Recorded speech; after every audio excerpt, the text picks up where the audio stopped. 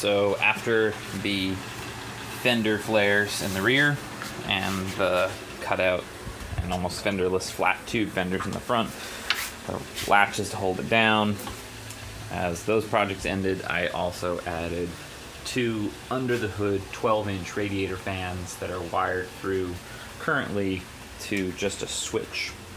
This will be a permanent ground switch, so I couldn't be able to override the system, and if I turn it on, those exhaust out through the louvered hood, which I'll put a shot of it afterwards, so you can see the hood, but it's the Poison Spider louvered hood. And what that does is it helps move the air out of the engine bay when you're going slow, and or if it's really hot out. If you live in the south, TJs that are start and stopped in city traffic, they can get heat soak where when you shut the engine off, the heat coming off of the catalytic converters, which are inconveniently placed from a design perspective right there and there. Those are your 2 upstream catalytic converters. And when you turn the engine off, those start to bleed out an enormous amount of heat because there's no airflow to keep the heat moving past them. So when you do that, this area above it starts to heat up, and this is your air intake and your fuel lines. And what happens is the heat from that coming up will actually boil the ethanol, or I believe it's the ethanol, is got a low boiling point compared to the gasoline otherwise, and it causes air gapping inside of your fuel lines, which when you start the engine will sound like an old tractor starting up. It's very sputtering and it barely can catch itself. You wouldn't be able to drive for a minute or so. To avoid that, what these fans are going to be programmed to do is I've put a thermostat in here, and I've been reading out the temperatures. I've got a little thermostat that I've kind of hidden in behind this speaker grill here. You can't really see it. But I've been watching the temperatures when I shut it off and what temperatures it rises to. So driving temperatures are roughly around 130 degrees at maximum. If you're idle in traffic, get up to about 100 and 145. And this ambient air up here, which is what I'm really trying to measure because that's closest relative to these fuel lines.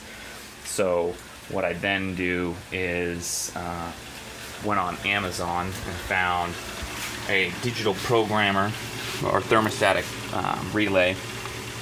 And it didn't come with instructions or anything with it, which is great because it's some kind of Chinese or Japanese, I'm not really sure.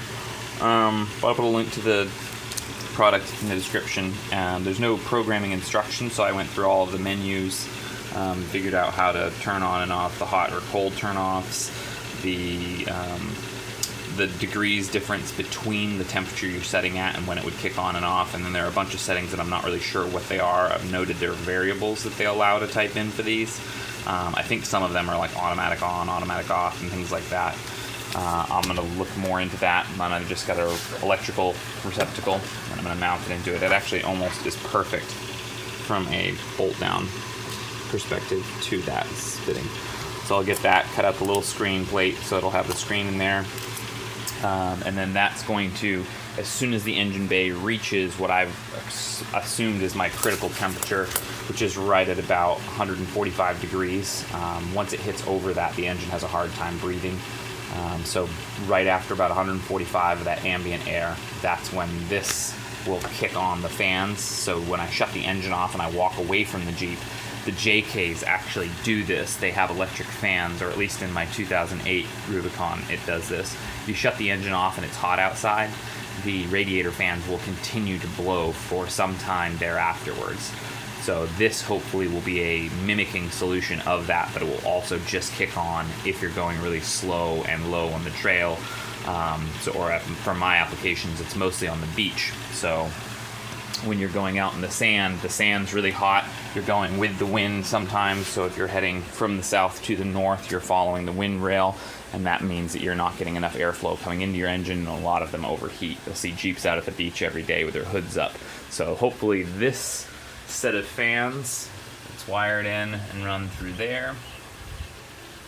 And I put all that wiring harness in. I already had installed this. I think that's in the video with the door locks that I have in an electronic door lock system, which I'll braid all this and kind of clean it up once I mount this finally in there and put that. But that is the next evolution of the Rubicon from 04.